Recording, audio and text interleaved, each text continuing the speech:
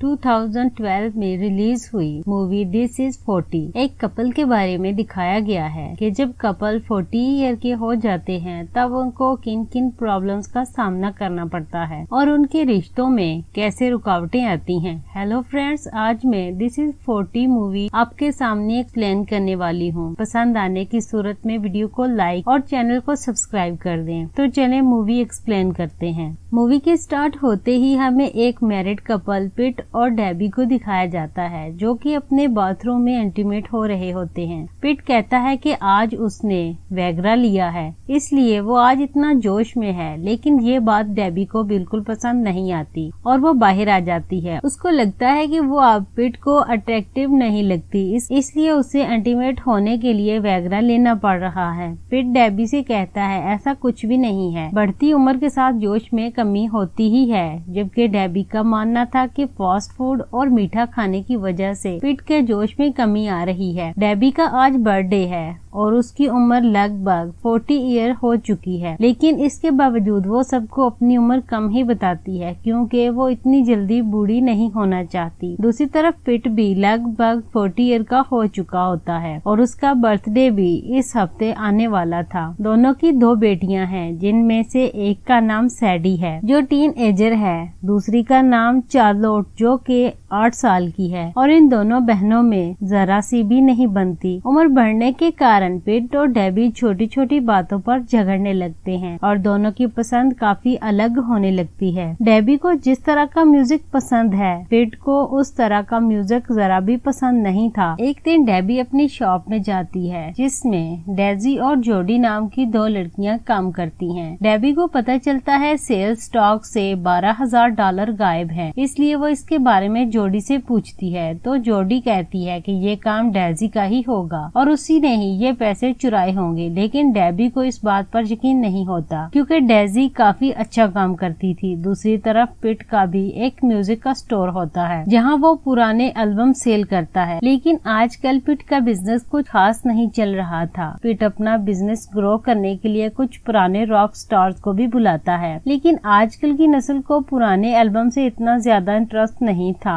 इसी वजह से पिट का ये प्लान भी कुछ खास काम नहीं करता और बिजनेस में नुकसान होने की वजह से पिट टैक्स भी वक्त पर नहीं भर पाता और उसे अपना घर बेचने की नौबत भी आ जाती है। लेकिन वो इस सब के बारे में डेबी को बिल्कुल नहीं बताता क्योंकि वो उसे टेंशन में नहीं डालना चाहता था। डेबी पिट से कहती है कि उन्हें जिंदगी अच्छे और खुशहाल तरीके से गुजारना चाहिए और उन्हें अब इस तरह से झगड़ना बंद करना चाहिए, जिसके लिए वो कुछ रूल्स बनाते हैं जैसा कि वो रोज वर्जिश करेंगे, पिट को मीठा खाना छोड़ना होगा, डेबी को सिगरेट पीना छोड़ना होगा और वो दोनों अपनी बेटियों के साथ ज्यादा वक्त स्पेंड करेंगे। साथ ही पिट को अपने फादर को पैसे भेजना बंद करना होगा क्योंकि पिट के फादर बहुत ज्यादा पैसे मांगते थे। फिर दोनों इन रूल्स को मानने के लिए राजी हो जाते हैं। रात को सीसीटीवी चेक करते वक्त डेबी पिट को बता देती है कि उसकी शॉप से $12,000 गायब हैं और ये काम शायद डेजी ने ही किया है, मगर डेबी उस पर सीधा इल्जाम नहीं लगा सकती थी क्योंकि डेजी की ही वजह से शॉप में काफी ज्यादा प्रॉफिट हो रहा था। सीसीटीवी चेक करने पर दोनों को पता चलता है कि डेजी अपने कुछ कस्टमर्स के साथ शॉप में ही इंटीमेट हो जाती है, लेकिन इससे डेबी को कोई प्रॉब्लम नहीं होता। फिर अगले दिन पिट अपने फादर लहरी से मिलने जाता है जिनके और 3 बच्चे हैं। पिट उनसे कहता है कि वो अब और पैसे नहीं बेच सकता, लेकिन लहरी उसे इमोशनल ब्लैकमेल करने लगता है और मजबूरी में पिट को पैसे देने ही पड़ते हैं, मगर वो ये बात भी डेबी से छुपा जाता है क्योंकि अगर उसे पता चला तो वो गुस्सा करेगी। दूसरी तरफ डेबी भी अपने फादर से मिलने के लिए जाती है जिसने कई साल पहले डेबी की माँ को छोड़ दिया था और किसी और से शादी कर ली थी और आज 7 सालों बाद वो डेबी से मिल रहा था। कुछ दिन बाद डेबी अपनी बेटियों को बताती है कि उन्हें घर का खर्चा कम करना होगा और इसके लिए वो घर का वाईफाई निकलवा रहे हैं और अब कंप्यूटर भी दिन में बस 30 मिनट ही चलाया जाएगा। ये सुनकर सैडी बहुत ज्यादा नाराज हो जाती है क्योंकि वो अपना ज्यादातर टाइम कंप्यूटर पर ही गुजारती थी। पिट और डेबी अपनी पर्सनल प्रॉब्लम की वजह से काफी ज्यादा इरिटेटेड हो गए थे, इसलिए वो दोनों अपना वीकेंड मनाने के लिए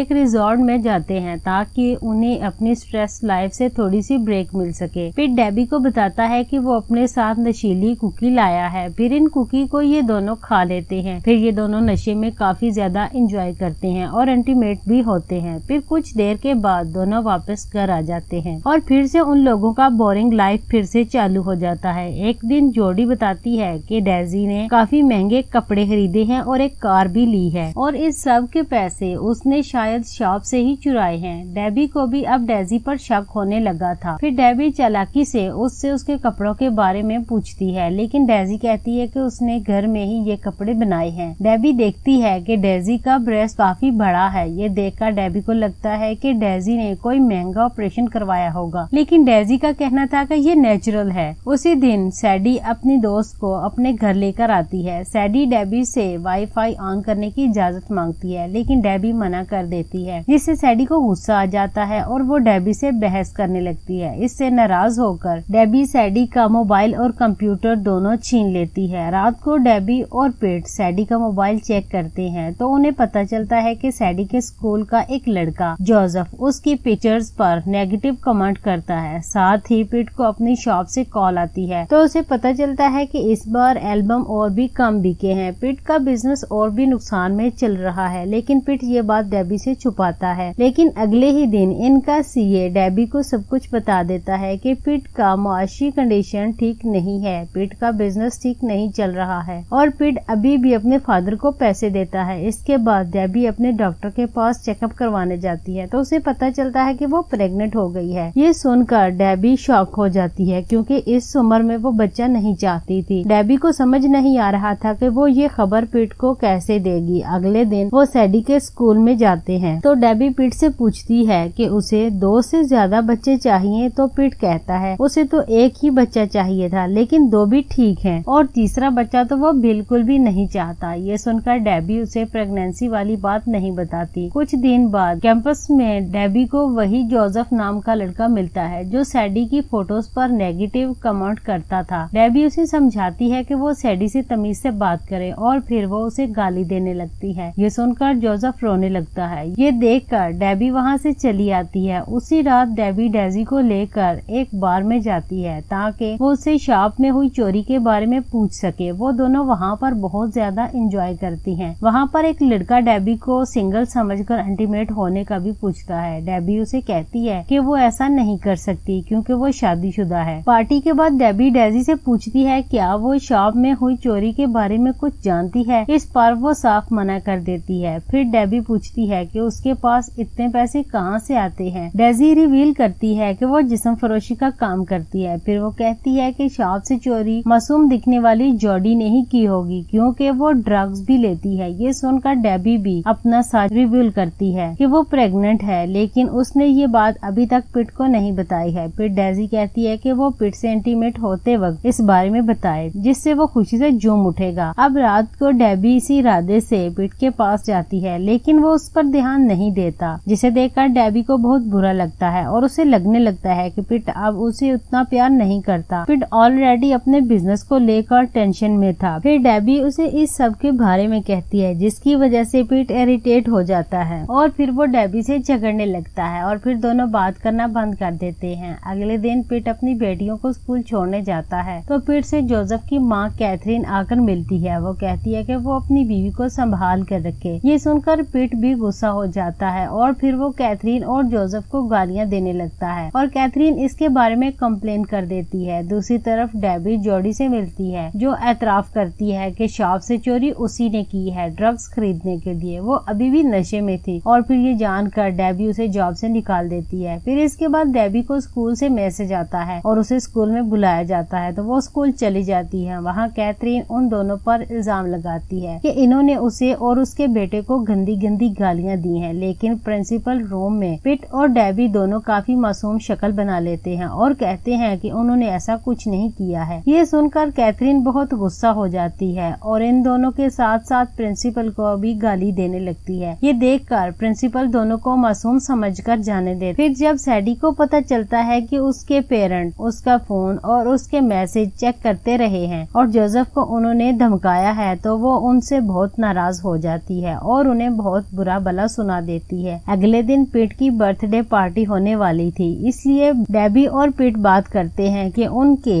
बीच झगड़े उनके पेरेंट की वजह से होते हैं। अगर वो दोनों एक दूसरे के पेरेंट के साथ अच्छे से पेश आएंगे तो उनके बीच भी झगड़े नहीं होंगे। फिर वो डिसाइड करते हैं कि कल पूरा दिन वो पॉजिटिव रहेंगे। अगले दिन पीट की बर्थडे होती है, जिसमें कई सारे लोग आते हैं। इनमें पीट के फादर भी और डेबी के फादर भी शामिल होते हैं। सब कुछ ठीक ही चल रहा होता है, लेकिन लंच के दौरान इनमें बहस शुरू हो जाती है। पीट का फादर डेबी के फादर से कहता है कि वो 7 साल डेबी से क्यों नहीं मिला, वो इतना अमीर है और इनकी मदद क्यों नहीं कर रहा है, जिस पर डेबी गुस्सा हो जाती है और पीट के बाप को कहती है कि वो अपने बेटे से पैसे मांगना बंद कर दे। तो फिर इस वजह से पीट और डेबी में फिर से झगड़ा हो जाता है। कुछ देर बाद पीट केक काटता है और डेबी छुप कर सिगरेट पीना शुरू कर देती है, लेकिन सैडी उसे देख लेती है और उस पर चिल्लाने लगती है। ये सुनकर डेबी की फ्रेंड ये बोल देती है कि प्रेगनेंसी में सिगरेट नहीं पीनी चाहिए और फिर ये बात पीट और पूरी फैमिली सुन लेती है। पीट डेबी से गुस्सा हो जाता है क्योंकि ये बात उसने पीट से छुपाई थी। वो अपनी साइकिल लेकर बाहर चला जाता है। डेबी भी अपने फादर से पूछती है कि वो उसे सालों पहले क्यों छोड़कर चले गए थे। अगर वो नहीं गए होते तो उसकी लाइफ भी अच्छी होती। फिर फादर उसे बताता है कि भले उसके पास पैसे हैं मगर वो भी खुश नहीं है। उसका बेटा ड्रग्स लेता है, उसकी बीवी उससे बात नहीं करती, उसके पास फैमिली के नाम पर कोई नहीं है